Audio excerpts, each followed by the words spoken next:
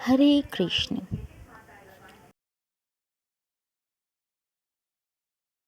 प्रथम अध्याय श्लोक 3।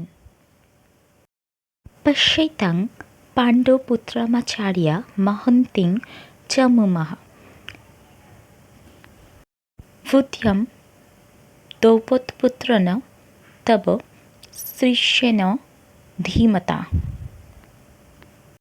चलिए जानते हैं हिंदी में इसका मतलब क्या है। द्रोणाचार्य आपके बुद्धिमान शिष्य द्रुपद पुत्र धृष्टद्युम्न द्वारा रचित चक्रव्यूह को देखिए, जिसे पांडव पुत्र के लिए बनाया गया है। अब इंग्लिश में इस श्लोक को जान लेते हैं। द चक्रव्यूह was made by your talented student Dhrishtadyumna, son of Drupada, for the battle of helping the sons of Pandu see the army master. চলুন বাংলায় দেখি এর অর্থ কী।